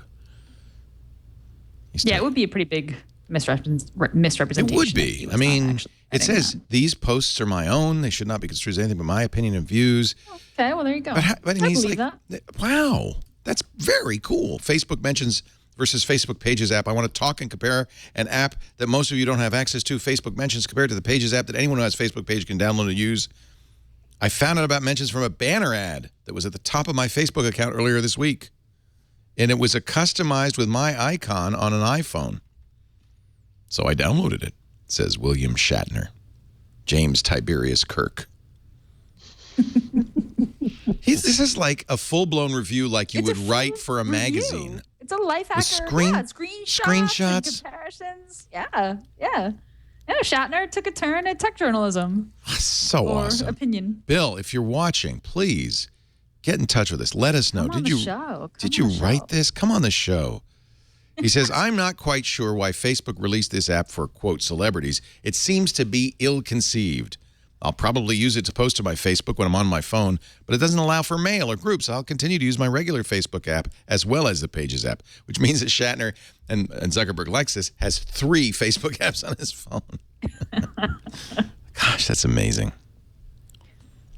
All right, I can finish off the changelog. There isn't much left. Sorry. Oh, no, that's okay. We really got sidetracked there. Sorry, I brought up the Shatner review. And I actually think we talked about this a little bit earlier, but just to make sure that everyone knows, the formerly Nexus-only Google Now launcher is now out for all Android 4.1 and up devices. So this is the Google Now launcher that came out when KitKat was released on the Nexus 5. And it's my default launcher. Leo, I know that it's not your default launcher. I really like it because you swipe over to the left and you get Google Now, and it has some different interfaces for widgets, and it has the voice activated Google search. Really, really nice. So if you didn't have a Nexus or your phone hadn't gotten updated, you can go to the Play Store now and try it out. It's a pretty nice launcher. You know what's great about that is it means that Jeff can go from his Nexus 5 to the OnePlus and have right at home. Because it'll be the same launcher. I've never changed the launcher. How do I change the launcher? I don't even know. Oh, my God. Actually, it's automatic. If you download the launcher, the next time you press the home button, it'll say, ooh, would you like me to launch the launcher or Google Now? And then you... But my Nexus 5 is automatically on the Google Now launcher. Yes? Right. It is. Right. So on the OnePlus One, you'll download the Google Now launcher from the Play Store because that's going to default to Trebuchet, which is the Cyanogen one, which I switched to the Google Now launcher. But just download the Google Now launcher. You press the home button. It'll say which launcher, and just tap it and say always. So there'll be a little bit of configuration, but you only have to do that once. Coming to you, Trapani, I know where you are. By the way, this just means we have to have lunch. That's all. We'll get your phone set up. It's another nice thing about Cyanogen because unlike the regular Android, you have home personalization for home in the settings. So if you can also just go to home in your settings and it'll show whatever launches you have installed and you can pick which one you want to use. Oh, okay, thanks. So it's now a setting. That's something that is not part of the regular Android. That's something many different versions have. HTC's Sense does that as well. Nice. Yeah. So that makes it very easy to choose. But you get offered it right away as soon as you download it. Thanks. Yep. Couple of quick Gmail changes. First, Gmail adds an easy unsubscribe button next to a sender's address in your email. So if you're subscribed to a mailing list, they used to have this unsubscribe button. Yeah, they used to have this link, but it was kind of buried in the headers. You had to expand the headers, if I remember correctly. Well, now it's like right next to the sender at the top of your email. Oh, that's got to piss off some people, huh? Yeah. Yeah. Bye-bye. If the sender includes an unsubscribe link in a promotions, social, or forums message, Gmail will include that unsubscribe link at the top of the message right next to the sender address. Verify your email address. I just came from this address. I got to type it in. I had one the other day that did a CAPTCHA for me. Like a robot is going to be going unsubscribing. jerks. Yeah, really. You must be a robot to unsubscribe to this list. Why would you ever want to leave the #1 internet service provider in America? You must be a robot. Wow. That's just low. That's like native advertising. It's true. It's just it's low. true. It is. And finally, last Gmail change is that Gmail is finally starting to recognize email addresses with non-Latin characters in them. So that's starting now. Gmail and shortly Calendar will recognize addresses that contain accented or non-Latin characters. So accented or non-Latin characters are supported officially in the email protocol, but not a whole lot of service providers support it. So it makes it essentially impossible to use. That means I could now have an emoji. I could be Leo's steaming pile of poo at gmail.com. There you go. Is that right?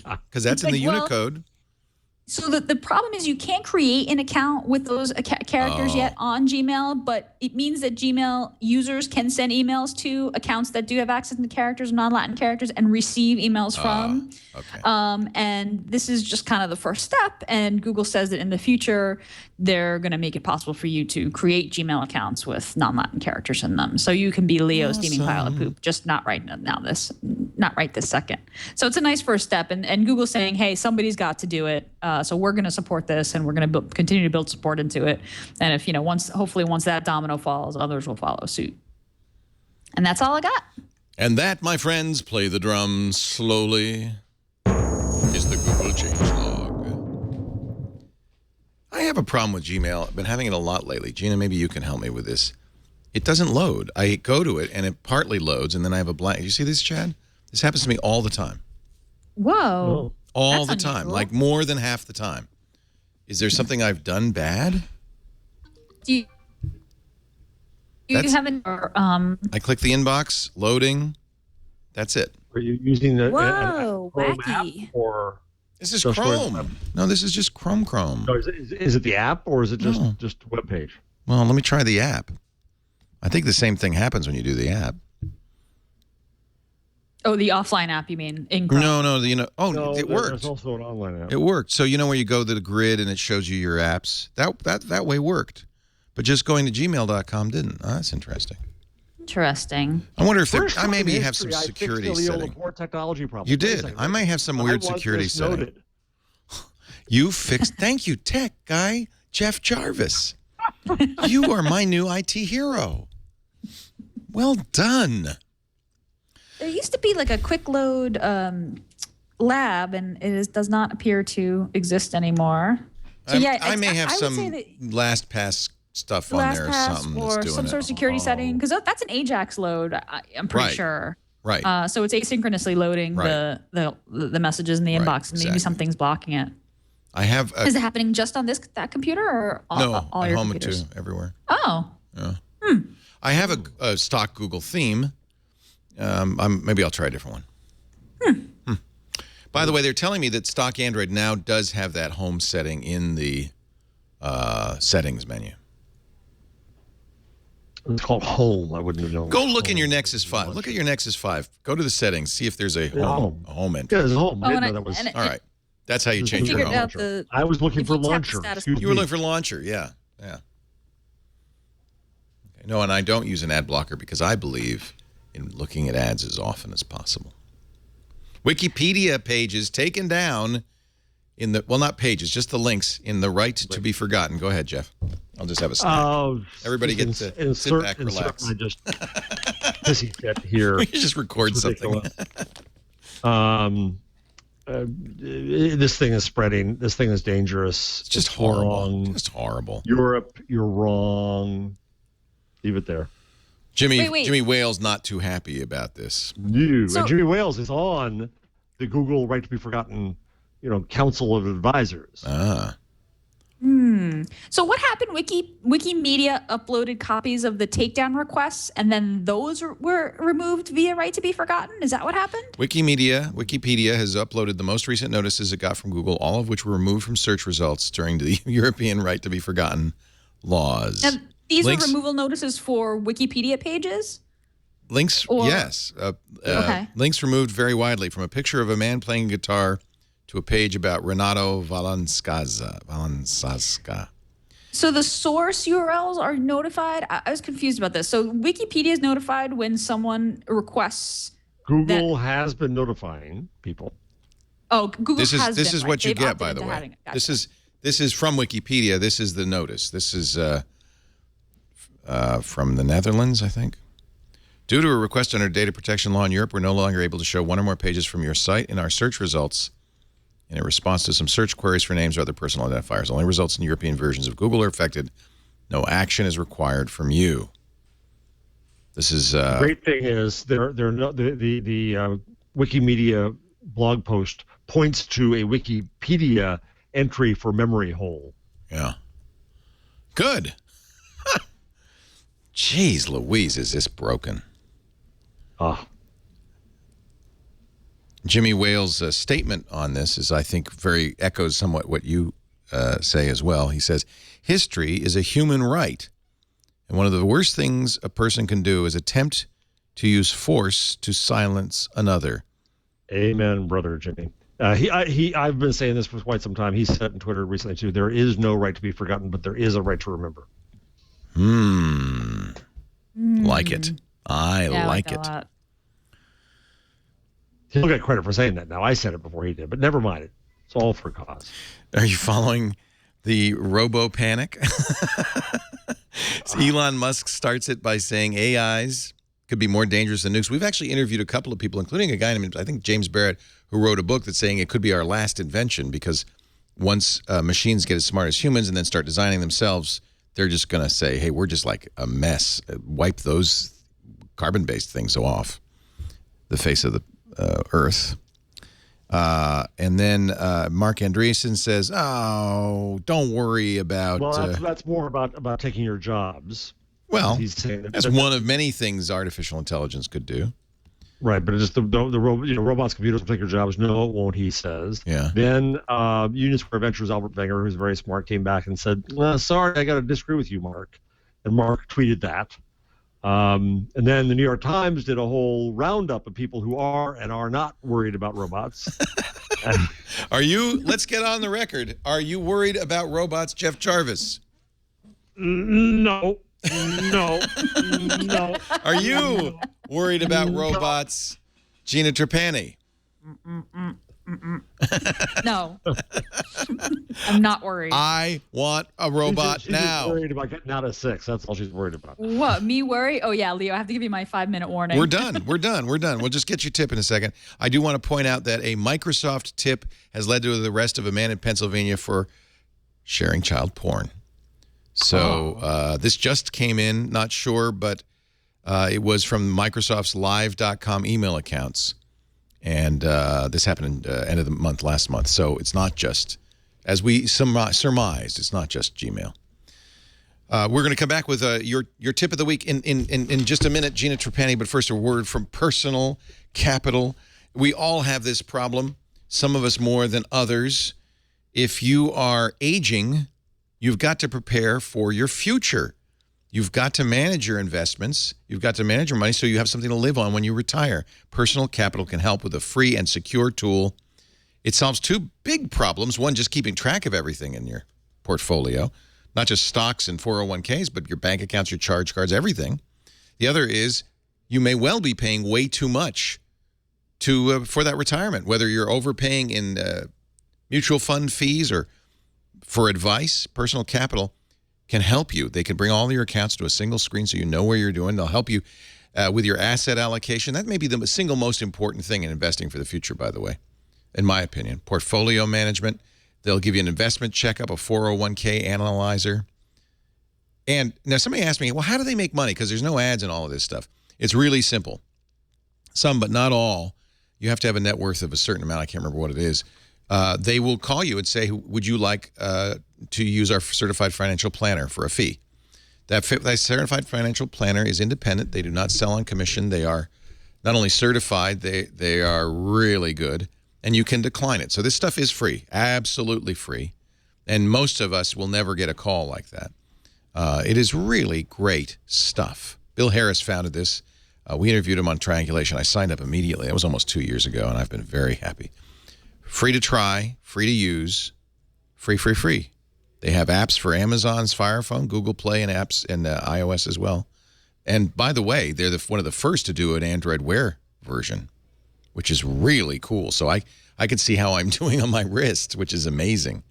Personalcapital.com/Twig. Sign up for it today. It's free. Gina Trapani, your tip of the week. My tip of the week is to check out the new Foursquare app for Android or iOS. It just dropped today. I'm a big Foursquare fan, and I think, for a long time, Foursquare was the check-in app. It is no longer the check-in app. It's now, think of it like a smarter Yelp. It's a discovery app for finding places around things that you love. Got a lot of data about people who you know on various networks or contacts. You can follow experts. So, for example, it might suggest Jeff to me as a Chipotle expert, and I can follow him and I can see his tips and I can discover places.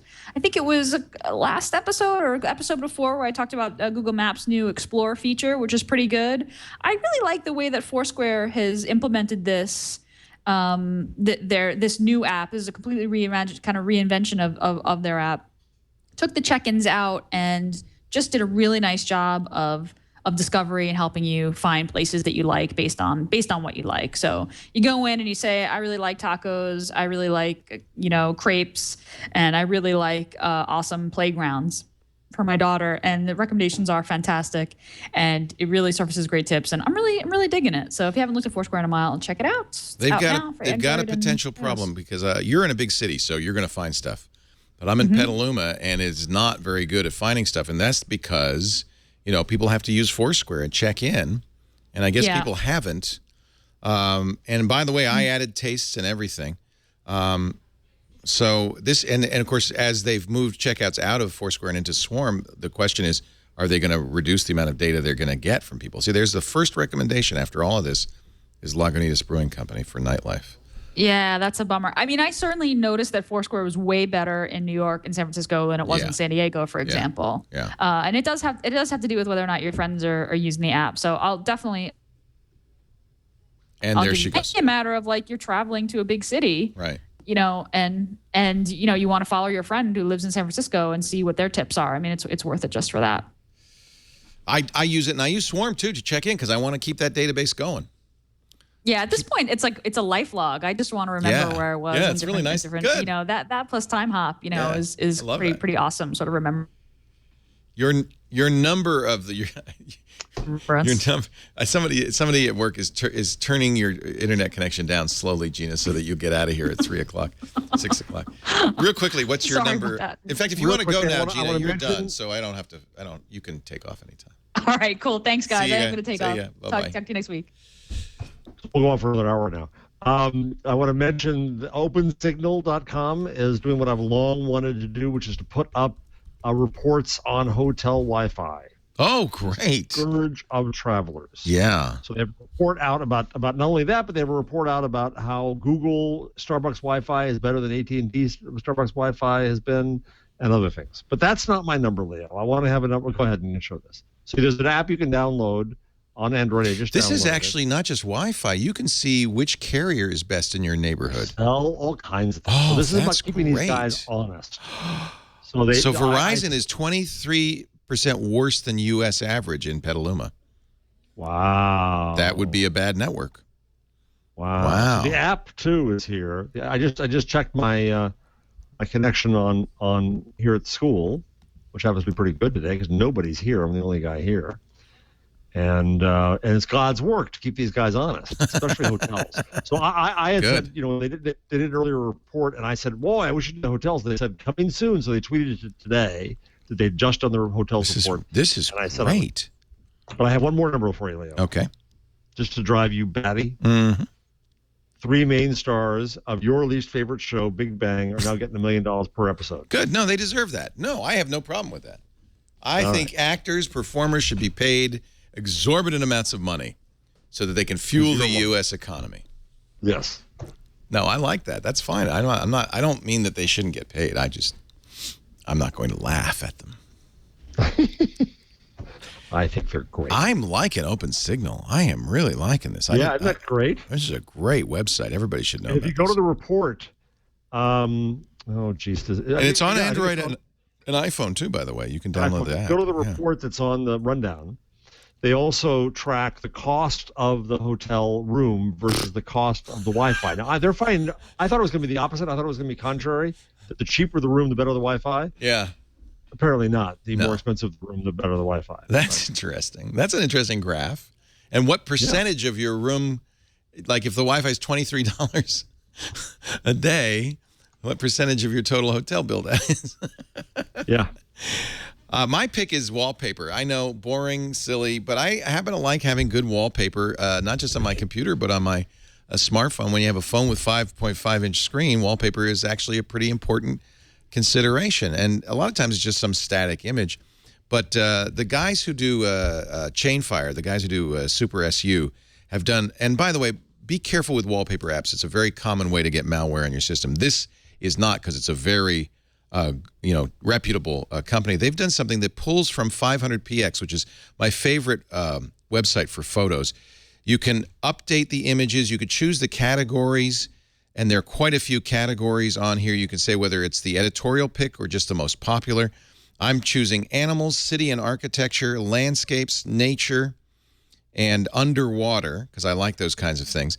It'll download these, and you can set an update interval. So every 5 minutes, I can have my wallpaper change every 5 minutes, every 10 minutes, every day. And they're beautiful. Your show NSFW images. That's right. I like that. Well, what the hell? If somebody's breast shows up on here, I'll just have to live with it. But these are beautiful images. They really look great on the desktop. And it's nice to have different images all the time. So just this is a really sweet app. It's free. They have in-app purchases. The only difference is the in-app purchase caches the images for a week instead of one day. It's called 500 Fire Paper, and it's from Chainfire, who really does a great job. And I'm very happy. 500px has such great images. If you use the editorial picks, you're just going to have stunning images. Oh, it also resizes it to fit your screen exactly. So you're always going to get high-quality images on your desktop. I like my picture of Big Ben. Yeah. That's nice. But see, you could have a travel section and then have all different pictures all the time. I don't want change, Leo. Oh, that's right. You're adverse to change. You're change averse. Actually, I'm not, but that's okay. Jeff, open the box, okay? I'm going to open the box. Come on. You're going to love it. I'm going to do it. And by the way, if you don't get an RMA, I will be very glad to buy it off of you. Oh, plenty of people want to buy it. Yeah, I don't think you're going to have any trouble at all going back to the Nexus 5 because this is selling for a premium on eBay for like $500. You're going to make money on it. Pull that big red tab. I'm going to do it. Jeff Jarvis is a professor of journalism at the City University of New York, and that means there's some very lucky students there. You can also find his work at buzzmachine.com. Great author. His books include Public Parts, What Would Google Do, and the Amazon single Gutenberg the Geek. And he is a regular on this show and a much appreciated friend and colleague. Thank you, Jeff, for being here. Gina Trapani is at thinkup.com, and even though Gina's not here, we're going to give her ThinkUp plug because they're offering a free trial right now. Yes, I've been tweeting this myself. Free trial on ThinkUp. Do it. It gives you new insights about your own Twitter feed, your own social world. Fascinating stuff. Just do it. It's a free trial. You got nothing to lose. I love it. Gina, we love Gina. We like Anil, not as much as Gina, but we like and we like Gina best. But by all means, go get ThinkUp. I love it. I love the insights I get. Every time I check it, I have to say I learned something about my tweeting and my Facebooking that's of great value and has improved my tweeting over time. Thank you, Gina. Thank you. She's also at thinkup.com is the website, and she's also at smarterware.org, although she doesn't blog much there and has other great things. Just search for Gina Trapani. It's easy to find. She has no right to be forgotten. We thank you for joining us. Every week we do This Week in Google on Wednesday afternoons, 1 p.m. Pacific, 4 p.m. Eastern Time.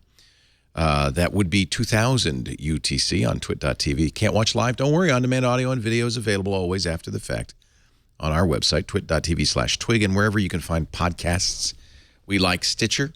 We like iTunes. We like it all, and including those great third-party apps written for us on iOS, Android, Windows Phone, Roku. Just search for Twit. You'll find it. Thanks for being here. We'll see you next time on Twig. Bye-bye.